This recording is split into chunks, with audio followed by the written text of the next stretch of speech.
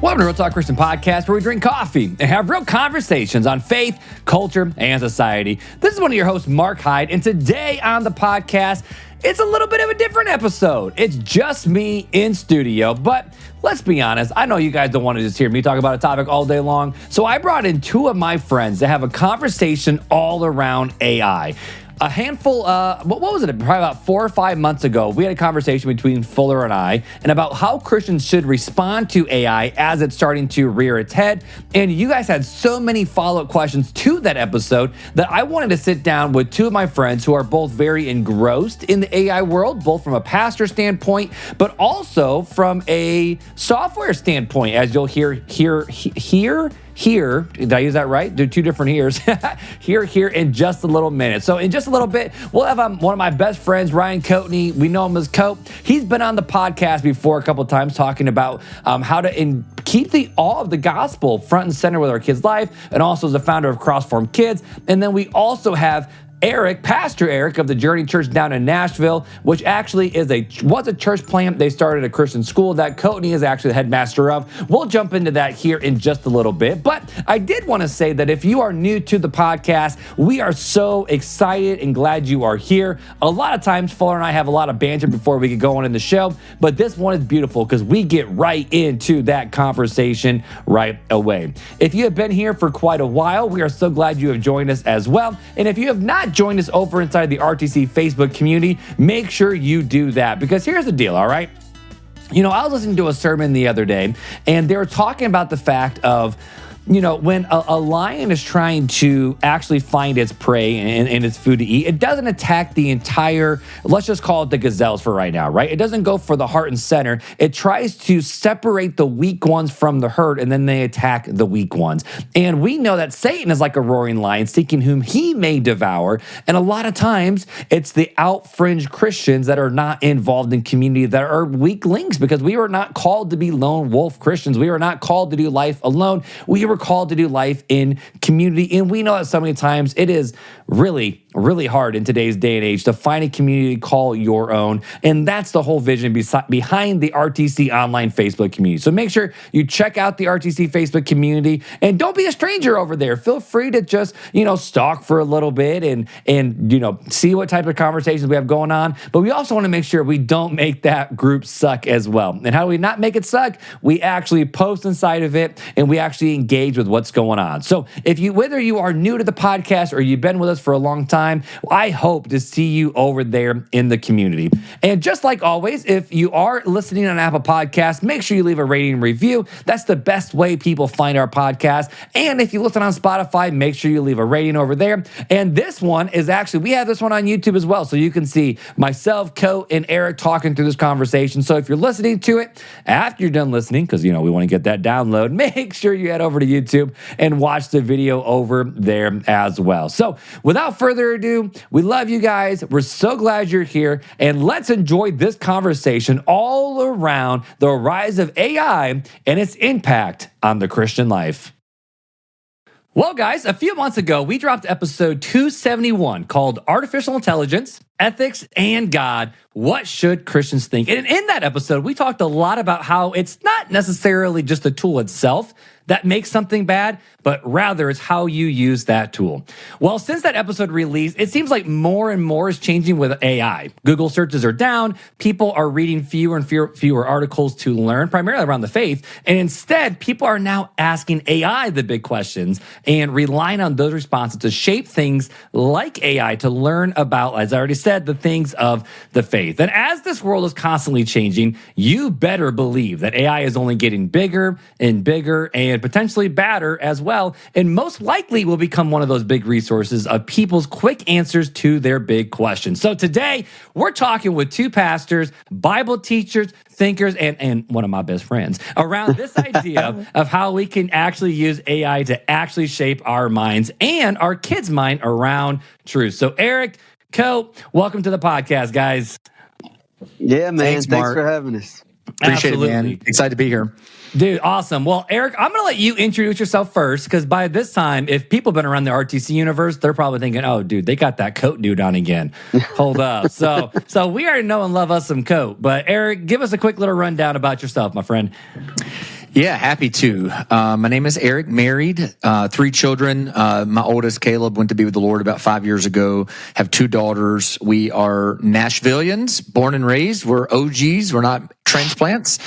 And I have a pastor of a church I planted 20 years ago. So we're coming up on 20 years. It's been an incredible ride. I've been involved in a lot of different things from, leadership development and, things of that nature. But my passion really is helping people to live out their faith in every sphere of life. And so that takes me into areas like cultural issues and debates about, things that people in the culture are dealing with, whether it be gender issues or sexuality issues and things of that nature, which is why I'm on a podcast called the Bully Pulpit Podcast. And we talk about news and politics from a Christian perspective. And we think about how these things, public square issues, are Christian issues ultimately, and how to think like Christians on those issues. But I'm also very involved in entrepreneur endeavors as well. I'm kind of like Coat, got a little ADD in me. I like to be doing new things, and I like to keep my brain thinking about fresh problems. And so I do better that when I carry a heavy load. And so that puts me into a lot of spaces and places. And Coat and I go actually way back in the ministry world. Before we started endeavoring together on this AI thing, Coat and I crossed paths in the student ministry world. He was leading the student ministry, and I believe I spoke at an event where he brought his students, and then he brought me to speak at an event that they were hosting for their students, and we've been buds ever since then. So the real question, how long ago was that? Is that 15? 2010, 2011 when we first... it was at least it was 15 years ago. I think. Think back about it. You ready for this one, guys? So if it was 2009, 2010, I would have been a senior in the youth group that you brought to that event, Coat. Wow. I got to have some fun, dude. I feel like I'm the old guy sometimes in the world that I'm in, because I'm not in my 20s anymore. I'm just he's just in his 30s. It's fine, whatever. Not today, man. Not today. Yeah, man, you're the youngin'. I love it. So, Erik, you mentioned the Bully Pulpit Podcast, and I was looking it up, and I could not get a straight answer of where that title came from. Okay. Yeah, it's actually a statement from Theodore Roosevelt. So Theodore Roosevelt talked about leveraging or using his bully pulpit. And what he meant by that was his platform to communicate his ideas. So the bully pulpit was a phrase to use and leverage your platform to communicate and to get across your ideas, to influence. So that was a uniquely Theodore Roosevelt quote. So since it involved the word pulpit, and we've got some pastors and seminary professors, but since it was said by a political figure in a political context, we thought that's a great title for what we're doing. We're leveraging our platforms to try to communicate ideas and influence people, and so we're using our bully pulpit. It doesn't mean be a bully in the pulpit. And that's what I was going to say. It's like, that's in today's culture. I'm like, I don't know, man. That's a... I come from the Bible thumping, KJV only, independent fundamental, only going to heaven Baptist church. So when I hear don't be a bully, I'm like, well, you'll hear in the news, like, people will refer to the president's platform often still as like the bully pulpit. It's like a political jargon thing. And Erik's being humble, dude. If you're looking for Christian worldview-informed political analysis with a young voice, it's the best thing out there. I mean, they're killing it. Erik's a heavy hitter himself, but his co-hosts are also some really big voices, strong thinkers. It's a really good podcast, man. I appreciate that. And I'll say for our audience right now, dude, inside the Facebook group, it's been no holding back when it comes to political issues. I mean, especially since the stuff that happened with Charlie Kirk, Yep. And Louder with Crowder, dude, he's coming back with Change My Mind. Stuff is happening in the political sphere, where the older I get, the more I'm like, okay, this dividing line between, separation of church and state, which again, I fully believe like that was to keep the government out of the church, not the church out of the government. We've talked about that before. But, this whole concept of like, so as Christians, can we literally pull ourselves out of the sphere of political influence? Can we is the third way, which I wish Timothy Keller was still around to talk more into this, but is the third way still a viable way or not? We're going to talk about that in future episodes, so I don't want to stay there too long. I'm going to say, bro, we can hang out there all day. I'll say, y'all thought y'all coming for AI, but we just hooked. And what is that, bait and switch to you guys? That's right. AI? No, we going political whack-a-mole use. So, that's right. But we'll make sure we have links for everything too in the show notes, man. So we'll make sure people can find that. So, Coat, let me throw it your way, man. So give us that quick lowdown of what's going on with Coat Life and how many kids you have now, because it always seems like you have more and more every time you come on. Yeah, I don't know if we've had any kids since last time we talked. So I'm Coat, Ryan Coatney, married, one wife, 6 kids now, 9, 8, 6, 4, 2, and a 6-month-old or something like that. Yeah, it's crazy. It's awesome. It's the best kind of chaos. I'm still running Cross-Formed Kids, which is, your audience knows about Cross-Formed Kids at this point. We also launched Imago Classical Academy at Erik's church. Yes. So the Journey Church is our primary supporter. It was really their vision before it was mine to start this school in Lebanon. So that's up and running. It's been silky smooth. Honestly, it's been great. Fantastic team at the school. And, I can't just mind my business. So now we're doing this AI thing and we're stoked about it. But the thing is, for me, it's not really something new. It's just a new expression of the same stuff. Yeah, I was going to say it's not disconnected from Imago. It's not disconnected from Bully Pulpit. It's not disconnected from our pastoral ministry. It's all really in the same orbit for the same reasons. It's just showing we're serious about this stuff that we talk about over and over and over again, Yeah, creating that ecosystem, I think is a good word for it. So, and you might have said this, Coat, when I was pulling some stuff up, but are you guys still at, Grace Story? Yep. Did I not mention the church? Yeah, I'm a pastor. Grace Story Church here in Nashville. Yep. I don't know how you guys do it. I'm busy with just my kids and a job, but but here we are doing the podcast, man. Let me tell you how we do it. This is how I do it, and I think Coat can say the same. We surround ourselves with the right people and let them use their gifts and use their skill sets while we try to stick to using ours and not venturing out into areas where we're not skilled. Yeah. And as soon as I stop doing that, I trip over my own feet and trip other people while I'm laying in the ground where I ain't supposed to be. Yep. Well, speaking of that, that'd be a good segue for this. So you both are heavily involved in church life. You're both heavily involved in social lives and in raising and nurturing of the kids. I know you guys are literally at your pulpits every Sunday preaching, and then your guys are doing stuff during the week. How have you guys seen AI affect specifically your people and the world around you guys? Well, I would say I'll start and I'll let Coat jump in on this because he's done a lot of thinking on this. What I have noticed is that it was as early as the beginning of this year that I was in a small group talking about AI and just basic search features and promptings and what it's capable of doing.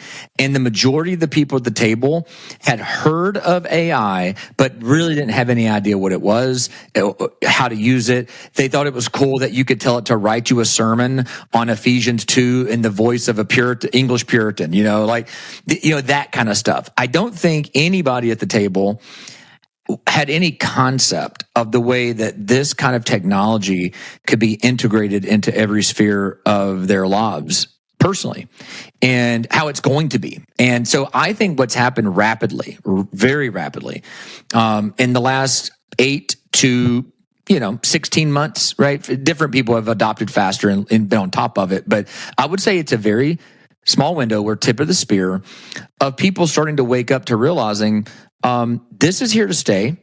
It is not going anywhere. No longer are people going to say, "Hey, Google that." That is going to be an outdated thing. That's going to sound like the Yellow Pages. Is what that's going to sound like in the days to come. Nobody's going to be thinking about Googling anything. They're going to Dominion it. They're going to chat GPT. They're going to be looking I'm a it cloud up. guy, so I can't say too much. Yeah, they're going to be looking it up on AI, and so that's just search features. in terms of increasing productivity, automating things, you're going to see different ways in which this technology is going to just start dropping itself into areas of life. And to that, our framework is that as Christians, we don't reject it simply because it's new or different. We don't receive it uncritically, but we seek to redeem it. How can this be a technology? How can this be a tool that we redeem for the glory of God and for the flourishing of people, for the love of neighbor? That's how we think about it. But I would say we're on the front end of a revolution. Front end. We're not halfway through it. We're step one of a step across, a journey across the country on foot. We're on step one. Yeah, 100%. The Google thing you were talking about, Mark. My 9-year-old already, if we have a question we're trying to get the answer to and I don't know it, he'll say, "Can we ask ChatGPT?" Right, yep. right now. Yeah. Like and I don't let him on ChatGPT, but I'll say, "Hey, let me check," and he's seen over my shoulder that the thing that I'm typing into is called ChatGPT enough that now he'll say, "Can we ask ChatGPT if there's a question he doesn't know?" Well, same idea like with Alexas, right? Or saying like, "Okay, Google," like my kids know, like if they can, like I'll hear them whispering to Alexa, like Alexa, and then like just asking her it. I don't know what pronoun we going to use there. That could get me in deep trouble. But, that's actually a great question too. That's actually somebody asked me today. Hey, do you think ChatGPT is more male coded or female coded in terms of like when you use it? Are you thinking about it as a female or a male? And I thought that was a really interesting question. What did you say? I said male. I said male. Me too. But it's trying to solve the problem. They're trying to listen, right? Well, here's what's interesting. The person who asked me said that they felt it was more they perceived it as female, and he said, number one, is he thinks it's because every other technology like this, Alexa, Siri, have all been kind of female coded in terms of even just their names, their language, or the voices that they give back. But I'll tell you a reason why I think it's interesting. I've always perceived it as male, but I do think it is more female coded. And here's why. Because it flatters in its responses almost intuitively. And that is not a male coded kind of thing. It's just not. And that's chat. That's mainly chat because Claude's not that way. See, chat does do that. Well, I've also have built my Claude in such a way where it literally says that's not a good idea, Mark. Right.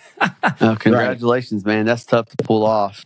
Well, I mean, I basically said, "Talk to me like you're Gary Vee," and then I just, get cussed out too. So it's okay. It's fine. No, not really. But with this conversation around it, so many people. I'm just going to jump way ahead in some of my notes.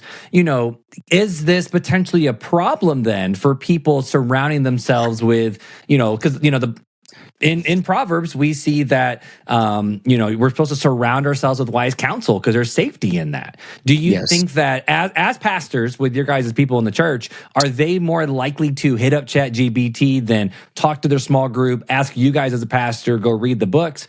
And is there an actual fear that you guys are having as not just thought leaders, but as pastors? I've got two fears, Mark, and they're going to be more likely depending on who the people are. At my church, I think the biggest risk is not that my people are going to be led astray by AI or be, misled, be, wrong somehow by it, but it's that they're going to decide to sit it out.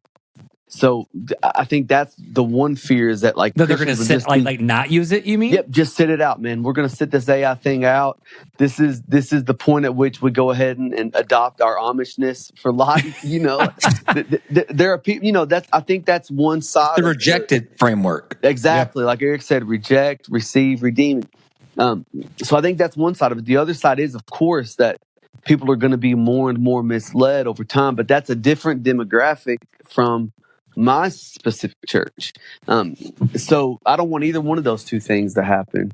And that's why we're doing what we're doing, because Erik and I sat in a room and I was like, "Bro, do you use AI?"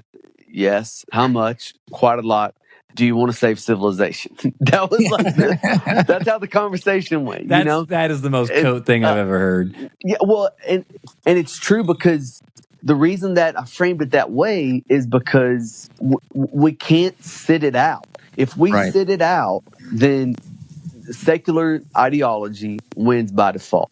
because AI is going to be the single most influential voice in every single human being's life, if it's not already. Yeah. In the next few years. So we need to have a Christian worldview informing that ecosystem, or it's over before it even gets started. Mark, one of the things I would add into that, because I think it's really important to recognize this.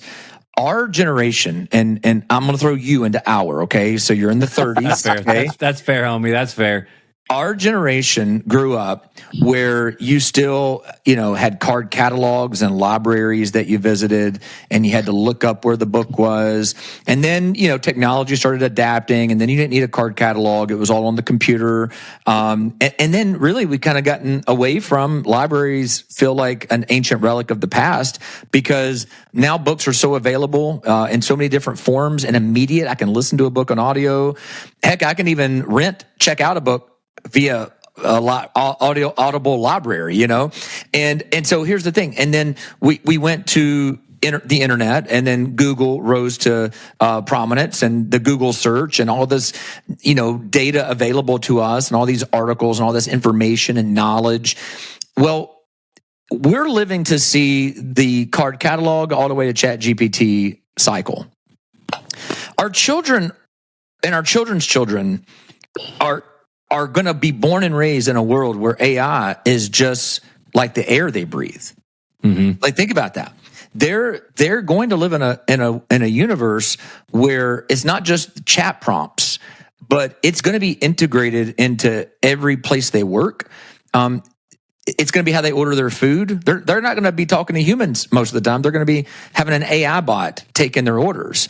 And that's just going to be a Tuesday for them. That's not going to be significant. So that's Coat's point. Coat's point is because it's going to become so normative, we might get to a place where we're not even stepping back and saying, but hey, who's underneath this? Like, what's behind this? What's the worldview informing what I'm being told? Because what's going to happen, and if you notice you're interacting with your AI as it stands, you begin to interact with it like you're interacting with a person, but you're not. And yet what you're interacting with is fueled by, and it's informed by metaphysics. It's informed by ethics. It's informed by a certain epistemology. It has stuff in the system that's working at the bottom. And you're interacting with the surface, not realizing that what's coming to the surface has a root. That's the thing we're trying to fight for. Yeah, and that this goes beyond just normal searches. Like, okay, so my wife, for example, she has dealt with plantar fasciitis the last, 8 months, and we're finally getting surgery for her. Like, it's been that bad. We went to the foot doctor, not the foot doctor, the really expensive walking store, whatever that place is called, and they wanted her to spend $1,500 on these insoles. And she's just talking with ChatGPT, and she found some good alternatives and different shoes, and it's working really, really well. But you're having a conversation like what you said, more metaphysical, where it's going beyond just the I have this problem. Be my research assistant to help me just get an answer faster. You're talking more the why behind the what. Now, are you saying that there might be a fear of people are able to and I don't want to use this term lightly because then I don't want to be a tinfoil hat guy, but the actual reality of, are there other things at play? If we talk about real Christian worldview, if we don't wrestle against flesh and blood, right, we wrestle against spiritual darkness and actual evil. Are you thinking that could be behind some of this? Or is it just because normal AI just, scrapes stuff and then regurgitates it? Yeah, but I would say that you inherently are dealing with the demonic and spiritual, even with the realm of ideas, because what's one of the ways that strongholds come? They come through being taken captive by ideologies. So it's not just, the picture of the person with their head spinning around on their shoulders, kind of demonic influence. The demonic influence can come in through ideas and through worldview.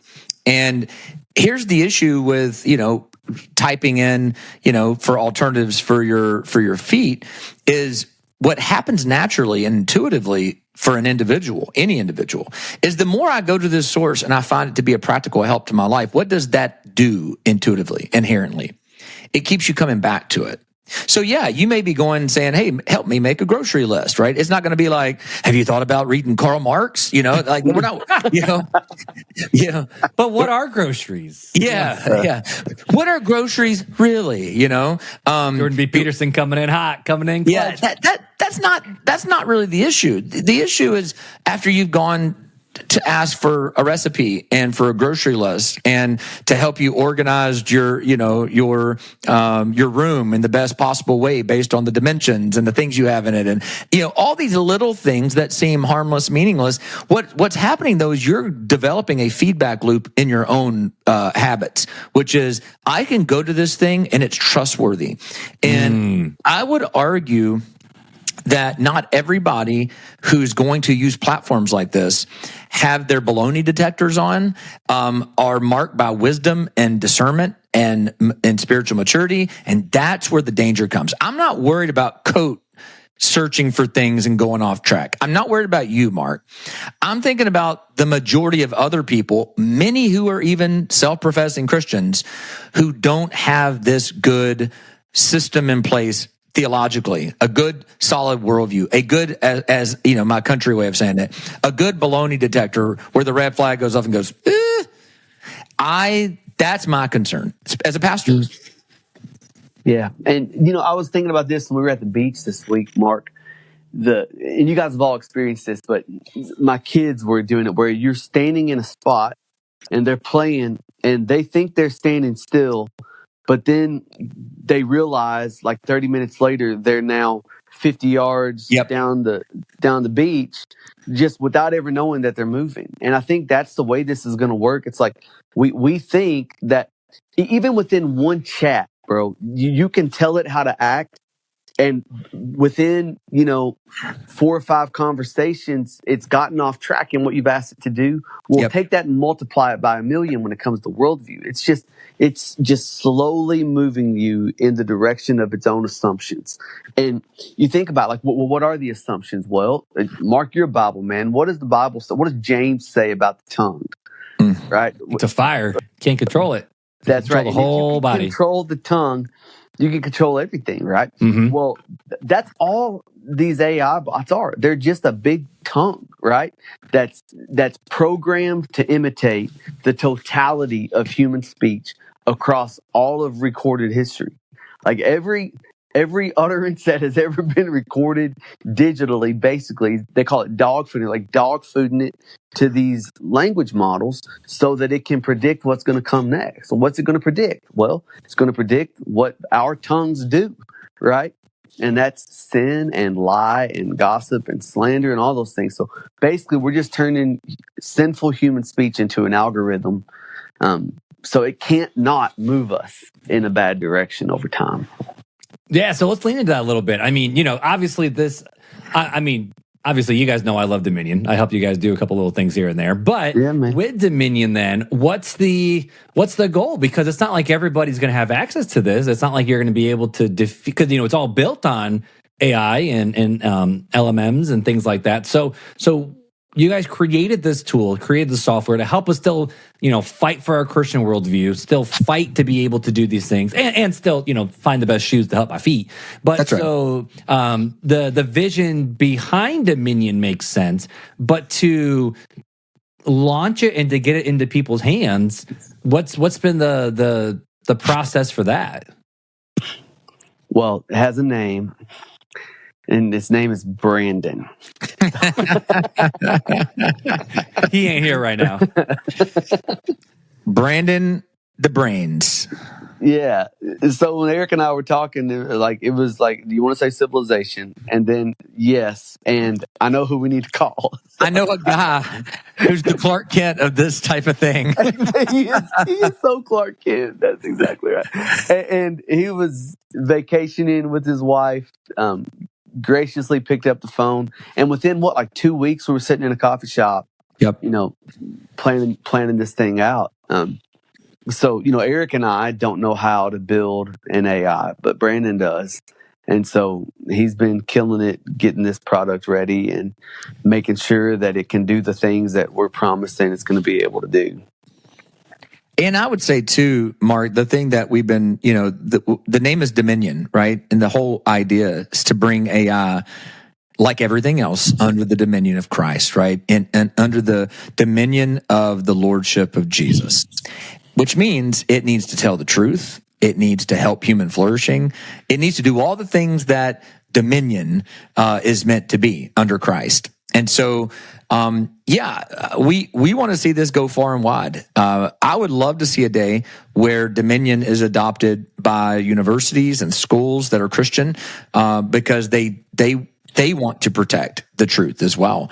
AI is going to be used. Like, that's the thing. It's not a matter of whether they will. It's which they're going to use. Right? Every business, every institution, they're going to adopt AI platforms. Their students are going to be using AI platforms. It's not a matter of whether, it's which. And so what we're saying is this: Christians need to be thoughtful about the AI they're using. They need to be intentional. And I would say this is for every Christian, but I would say this is especially true for parents, for pastors, for business leaders, for educators. You have to be thinking about what's underneath this tool. So to go into your question, like how, we're engaged in the building of AI as well, right? So it's like, how are we guarding against the drift that Coat just talked about? And that's what makes this distinct, is that at the bottom of the system for us are those Christian worldview, metaphysics, epistemology, ethics, those things that are immovable, right? Rather than building an AI on sand, it's going to be built on solid ground. That's the difference. Yeah, and so, and I know how they build out AIs and whatnot. So, but what type of content are you guys shoving this thing full of? Like, is it one of those where it's going to have more of a reformed bent, more of an Anabaptist bent, more of a charismatic bent? Like I could hear some Christians, because we have people from all, like, we have Orthodox, we have Catholic, we got Baptists, We got fundies, we got evangelicals in the group. We have a fun mix all across the world, not even just in America. So when people are hearing stuff like this, my first thought that people might be having is, oh, you're just trying to create a bunch of little bit more John Pipers. Like, that's what y'all are trying to do. But I would be happy to make more John Pipers, but I would like to just keep them Christian to begin with, we've talked a lot about this, and Coat, you may want to weigh in on this as well. I would say this, Mark, I think it's less important for us to make this kind of a enclave for Baptists, or an enclave like this is the little Presbyterian AI or something like that. We really want this to be, we affirm the Apostles' Creed together, right? There's a lot of us that can say yes and amen to that. There are tertiary issues, right? There are tiers, right, in terms of doctrine and theology. First tier issues, every Christian has to agree, or we're not really Christian. Second tier issues, we can say, hey, you're my brother. We probably won't go to church together because we don't baptize babies and y'all do, but you're my brother, right? Or maybe another issue like that. It might even be something like where it's like, hey, you think female pastors is okay, and we don't, but I still think you're a Christian, right? So we're a second tier issue. Third tier issues are even less, right? It's like you believe in the gifts of the Spirit, and I believe they ceased, right? Or you believe in Calvinism, and you're an anti-Calvinist, or whatever. And I think this is an inner squad debate on those types of issues. This is, you're still my brother. In many cases, we can still fellowship together in church, and we don't divide over these issues. So I would say we're thinking about this triage, if you would, this theological triage when it comes to AI as well. This is not just going to simply spit out, basically John Calvin, slash Michael Scott, slash Dominion, that's awesome. Does that make sense? Choose your theologian voice. Yeah, it's exactly. Not that. Coat, what would you add to that?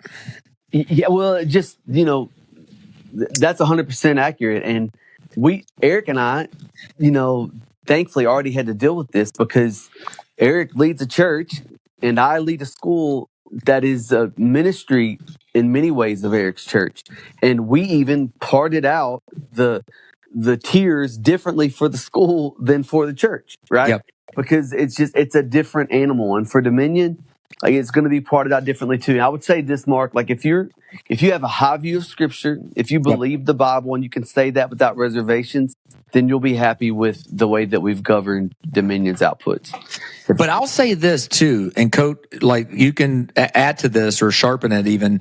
Mark, one of the things that we're trying to avoid is for Dominion to be vanilla in its Christian response. Okay. Okay. We don't want it to be vanilla. We want it to have some teeth. We want it to have some moral authority in what it says. We don't want it to be squishy and kind of like, if you like that answer, like we don't want it to have a ... what do you think kind of posture, or even a tap dancing around just saying what needs to be said. Because I think that's how you can start having people prompt hack it and try to trick it, is if it's already kind of bent to be vanilla and it's already kind of leaning towards non-offense to the question asker or to the prompter, then I think it's already sitting positioned to be squirrely.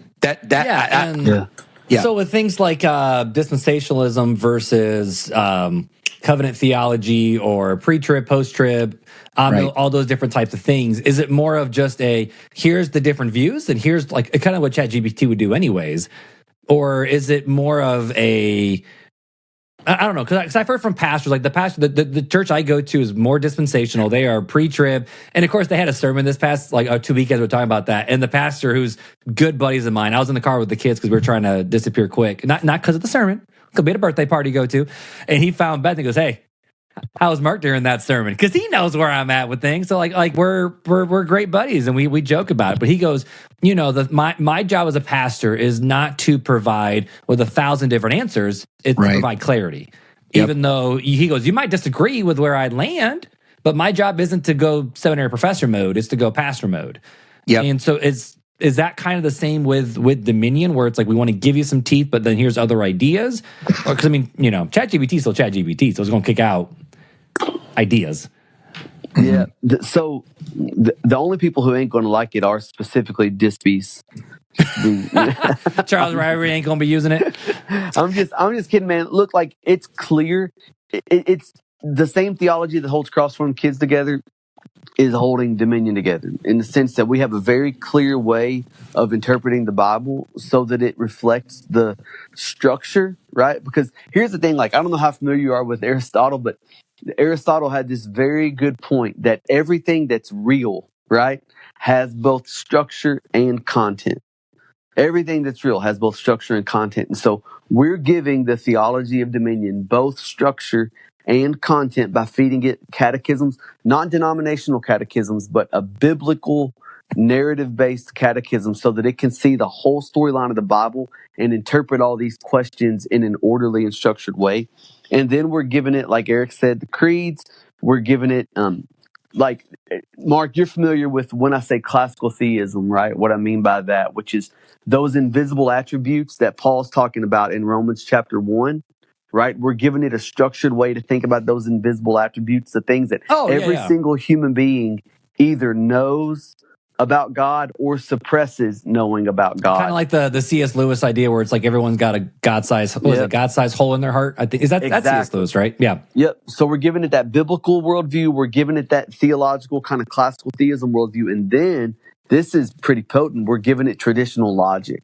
Yes. So that it can sort out, where there's errors, where there's problems in thinking, all that kind of stuff, so that we can hopefully provide the kinds of answers that people are looking for and not finding places like ChatGPT.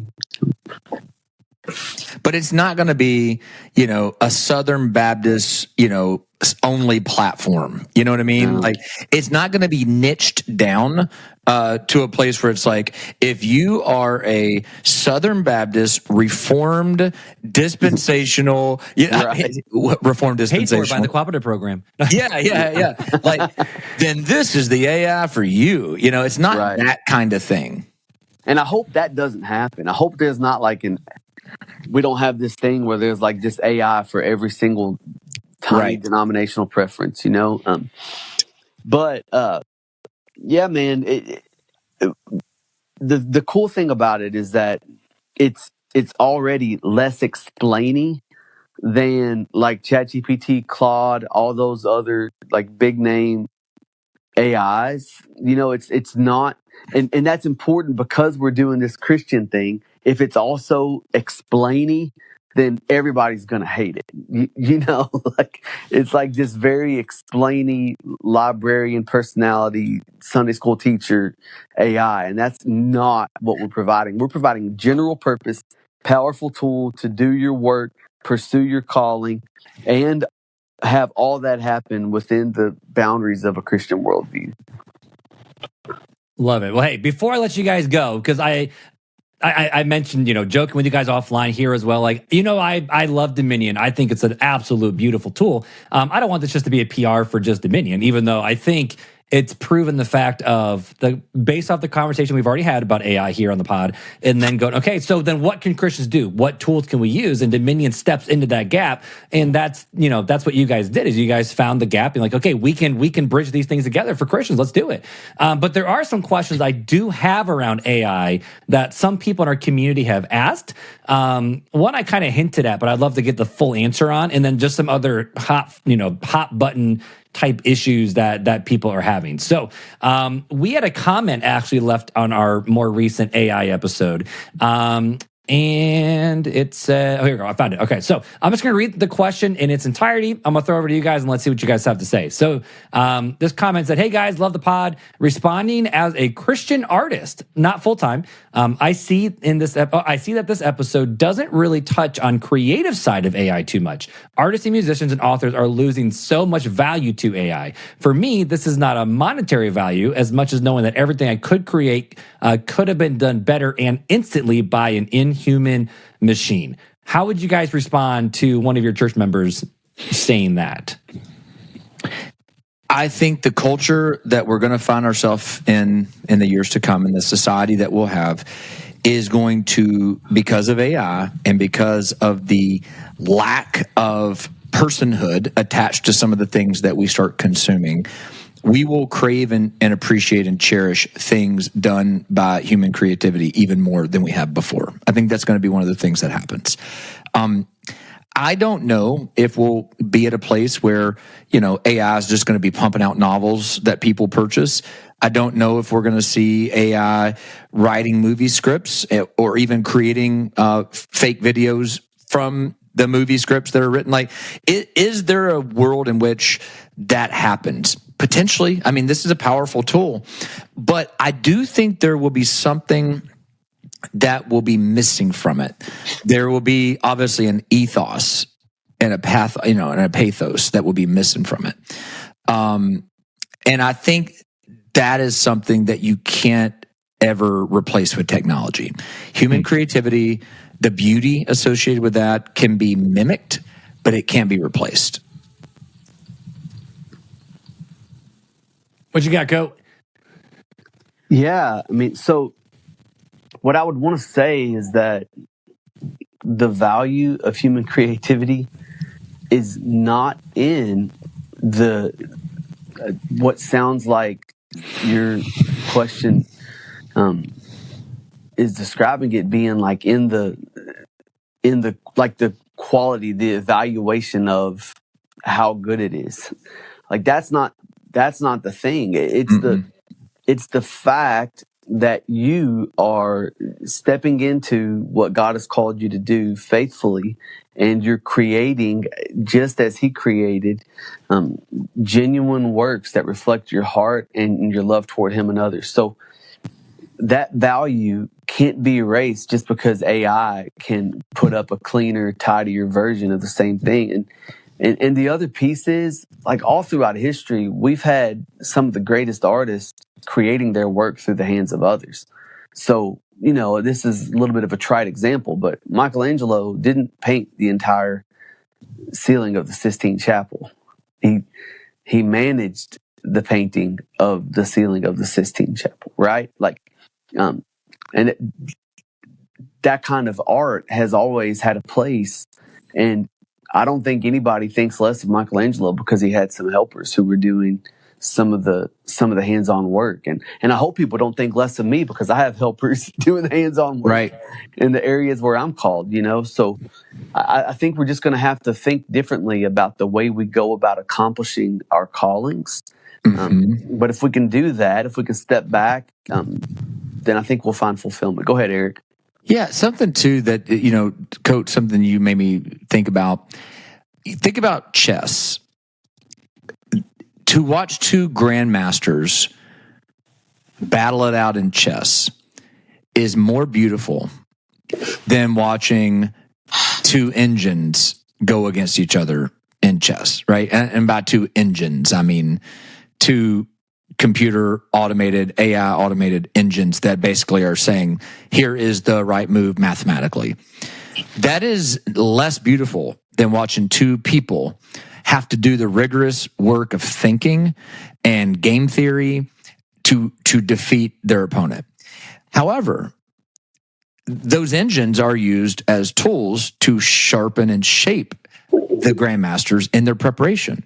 So to Coat's point, you can't replace the beauty of human creativity and excellence. It's going to stand out from just watching two computers play each other. Nobody's going to be interested in that. Nobody cares.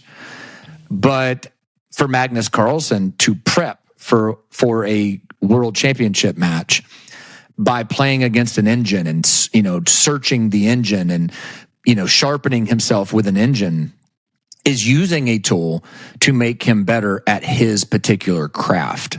I think that can be replicated across different domains of artistry. Yeah, and Erik, you got my popcorn popping, man. Nobody's less inspired by birds now that there's airplanes. Right. And people didn't quit running just because they invented cars. And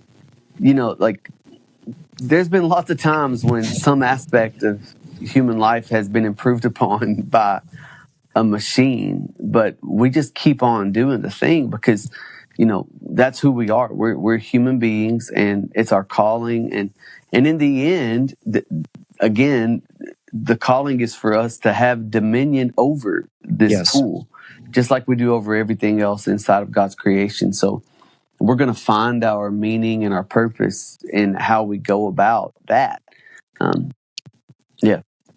All right, so next question. So this was actually mentioned in one of the articles I was reading as we were prepping for this, talking about using Google and finding articles. Your boy still likes doing that. Use ChatGPT to sum them up. But anyway, but in this article, it was talking about how AI could end up leading to isolation and that we might build our own quote-unquote personal cathedral with AI instead of engaging with real community. How do you see this tension playing out, especially for young people who are growing up with AI as a normal part of life, and what rhythms and practices should families be building to combat this? Besides just, ordering cross from kids and then getting songs and doing catechisms, Do y'all listen to Dr. Muller every morning like you're supposed to? The briefing? Right. It's like taking your vitamins. That's right. I wake up every morning, I listen to the briefing by Dr. Al Muller. Today he was talking about how more and more people are scared to death of dying alone. And more people are dying alone. Literally, I think what he was talking, he quoted a story that said that around 20% of senior citizens who live alone have zero contact with other human beings. Let that sink in for a second, right? So it is true that AI, especially the AI, like these secular model AIs, I think they are going to tend toward exacerbating that problem. And I don't know that we have the solution quite yet figured out how to make sure that doesn't happen. But I will say, we batted around things like, number one, do we build in a Sabbath where you got to choose a day you can't use the AI, or we're going to... You can only use 2 prompts. You can't go too far, Yeah. Right. Or we're going to have a prompt that comes up. It's like, hey, you should think about talking to a human at this point. We're batting around solutions. I don't think we have it solved yet, but we're actively thinking about it. We're taking seriously that threat and trying to figure out how to combat it. And and that kind of leads into the question of can AI replace pastors then? Because if AI can kick out some baller sermons, I got people who I've met where it's like, I mean, I'll read through it and I'm like, that's AI, bro. That's not you. That's AI. But if AI can do all of this and we are trying to fill our heads with knowledge and understanding, can it replace the pastor? Yeah, I think this goes back to it can't replace the artist, right? It's the same kind of concept. It can't replace the teacher. We still need human contact. We still need pastors and shepherds. We still need truth communicated. Even if AI can regurgitate the truth, there's still something about truth embodied, right? There's an authority that comes in the communicator itself. And so for a lot of the same reasons I parallel the artist and different things of that nature can't be replaced with AI. I would say the same thing about the pastor and the teacher and many other types. I'll give you an example, Mark, from my own life. Yesterday, okay? Because it's Sunday yesterday. I just preached yesterday. And I stood in the pulpit and I was about to preach, and I noticed that there was a word in the text that I had not paid sufficient attention to.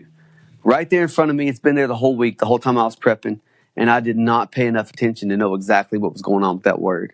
And it just it shamed me in the moment. Like, why did I not make sure I knew exactly what was going on with this word? You with me?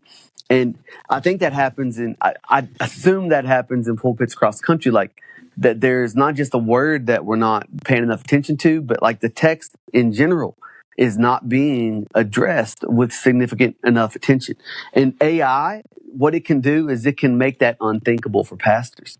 So what it should do is not replace pastors, but it should make it impossible for us not to do an adequate job paying attention to the text that God says before us every week, because it's so fast. Like it can be the research assistant of your dreams. I was going to say, so do you like the idea? Because I've seen a lot of pastor groups that, pastors are poo-pooing on this idea of running your sermons through an AI and saying, nope, what am I missing? No problem with that.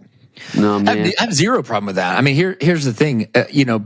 Pastors are already using different versions of AI every time they pull a commentary out, right? It's just Logos or other things, yeah. Right, or Logos, right? It's all right there. It's just information. What I love going beyond just that, though, is the idea of running your sermon through AI. I've put my sermon into the AI and said, is there anything in this sermon that I am missing when it comes to thinking about my congregation and how they're going to hear this?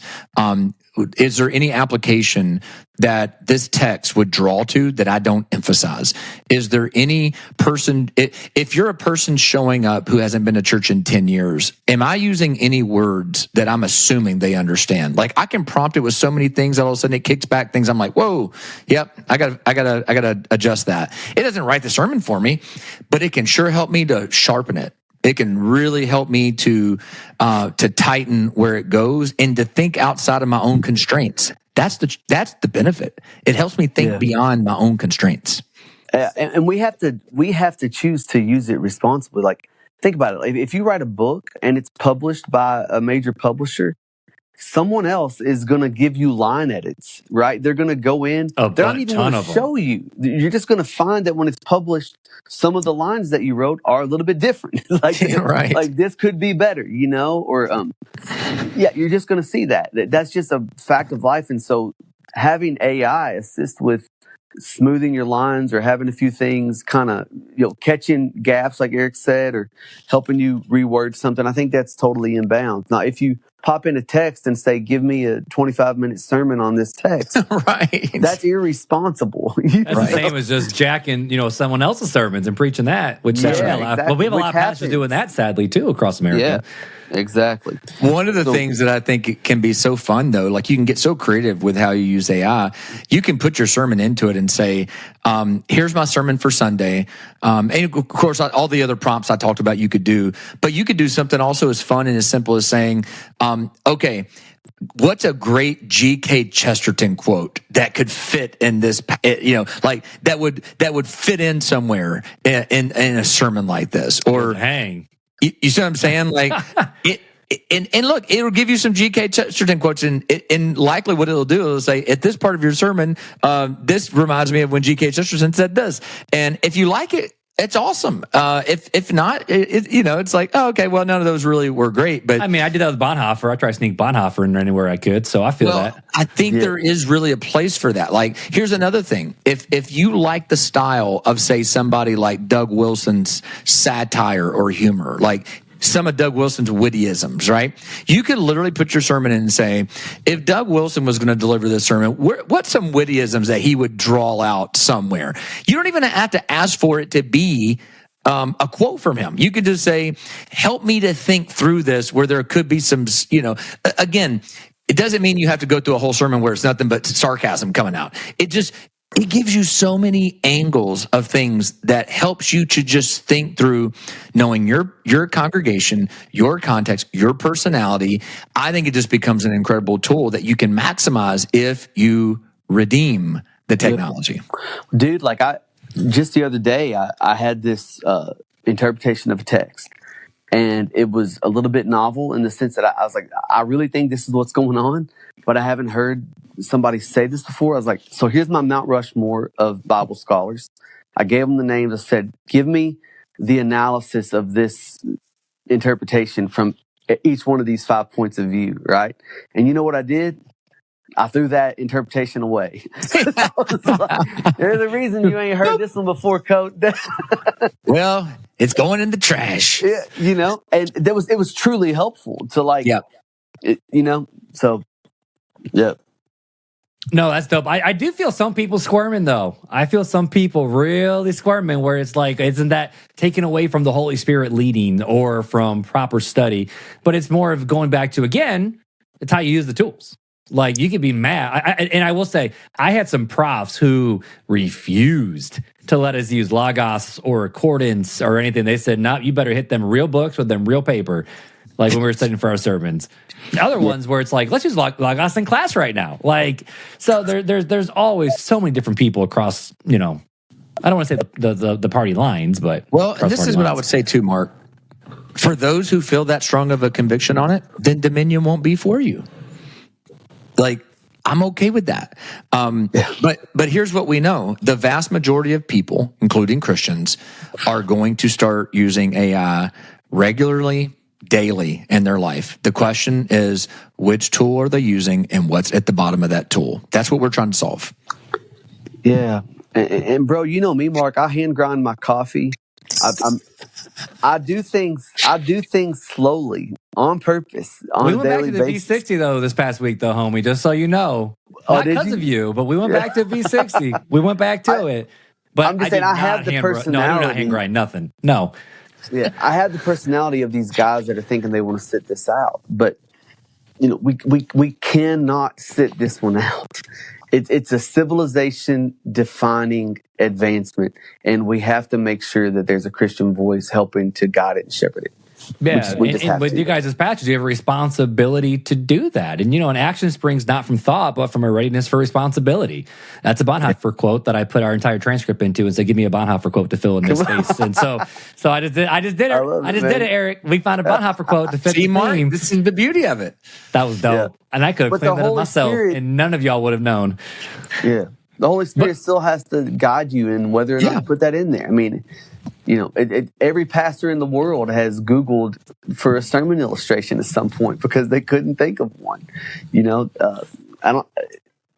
just going to be faster. Just going to be faster. All right, last question, and this is a doozy to end with. All right, so oh boy, put on the tinfoil hats, my friends. So, can AI be the start of the tribulation and be connected to the mark of the beast and the Antichrist?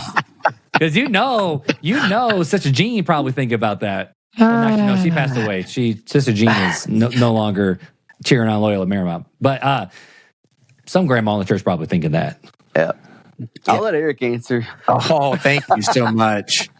Well, considering kids now, man, considering that I'm not a dispensationalist, I would say I don't think you need to worry about that. Yeah. For someone who, so we have a lot of people young in the faith. Explain what that. Well, I know what you're saying, but explain that really quick. For if someone doesn't know what on earth you just said, Eric, what does that mean? For someone who's not a dispensationalist. Yeah, I would. So I am a covenant theology guy. I believe that the world is heading towards its appointed end by God's design. While I think we're in tribulation now, I think we've been in tribulation since Christ left the earth. I think when it comes to the return of Christ, He's coming again.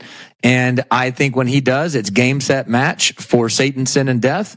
And the church in glory is going to rise in the air to meet him, and then usher the king back into onto the earth, not away to heaven, but back onto the earth as its rightful king. Just as citizens of the towns and cities and villages would run out to meet the king after he would come back from war and usher him back into the city as victor. That's what's going to happen. And so I'm not worried about marks of the beast. I think a lot of that stuff has already happened. I don't think it's future oriented. I think it is past oriented. Now, brothers and sisters who differ on that, I love you. And that's a third tier issue. And we can still break bread together and say Jesus is Lord and high five each other all the way. And we have talked about that here on the pod too. And we've talked about the usher in the kingdom, and I believe the same way. Yep. And so for those who are curious, we do have a lot of topics around the end times and tribulation and whatnot. We had one where we were talking about, even eternal conscious torment versus not. That was a fun Ask Us Anything question that got a little heated. That was a lot of fun. But anyway, Coat, what was your thoughts on that one, bro? Are you just going to say ditto? Like Erik, ditto. There's a lot of ditto. Certainly the church age is the tribulation. But also, here's the deal, man. Like let's just imagine not Jesus king, but like a human king, right? He's coming to your city in 25 years. Crime is crazy. You also know that when he comes back, for sure, he's fixing everything, right? Here's what I want to know. What are you going to do while you're waiting for the king to come back? That's Are right. you just going to be like, well, crime's pretty bad. I can't wait for him to get here so he can straighten this out? Or are you going to try to make that city as ballin' as possible in preparation for the king to come? And that's my eschatology in a nutshell. Like, I'm trying to obey the creation mandate and make this world as much like he wants it to be as is in our human Christian capacity to make it until Jesus comes back. Amen. How close we'll get, I don't know, but I know that when he comes back, he's going to finish the job. And that gives my work more meaning, not less, right? So, Coat, your screen blacked out, just so you know. So I'm not sure who you texting, but no. It's because I got a power warning on my iPad that time. Oh, that's hilarious. We'll wrap it up. But I will say, you guys gave us a lot of good content for us to talk about in future episodes that we've been, I don't say tiptoeing around, but we do one called Big Christian Words, or like what's the series? It was like Big Words Christians Should Know. So we've done like atonement, justification, sanctification, stuff like that.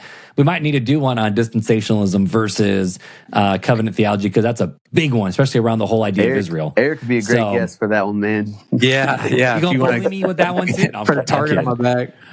Let's go. That'd be a heck of a fun. That's the thing, man. It's like the deeper you get into some of these conversations, the more it's like, whoa. Like, and I think that's the beauty of what we just exposed a little bit with the power of a tool like Dominion, where, on the surface level, things can all look hunky dory cheery, but until you go underwater, what's really swimming down there. And so before I end it with a fun fact, because we haven't had a fun fact with Fuller, which Fuller right here, we haven't had a fun fact in like this whole season so far, Coat, like all of season 7, because we've been on the road. We've been on the road the whole time. We haven't done that yet. But I'll let you guys plug Dominion real quick. Where can people learn more about it? How does signups work? Because I know the pre-release has already been full, so now it's like a wait list. So, let us know about Dominion and what we can do to learn more about it. Yep. Go to dominion.chat and sign up on the wait list. I think we can say we're in the neighborhood, probably like 8 weeks. We'll have this thing live. Yo, ready to rock. 2 months away. We're from the time of this release, we're looking at, about maybe 6 weeks. Yeah.